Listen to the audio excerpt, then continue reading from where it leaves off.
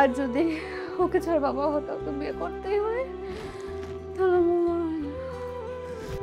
এই তিথি, এই এই এই কে কোথায় আসো? তাড়াতাড়ি আসো, এই জলদি আসো জলদি। তারপর তারপর কি হলো?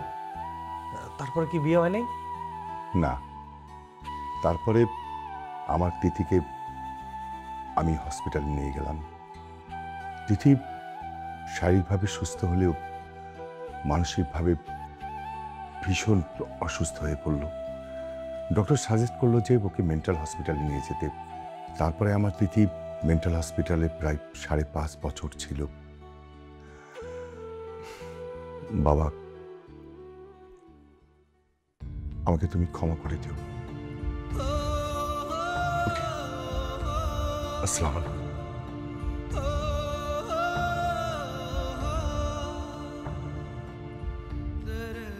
বুঝলো ভাই? হুম?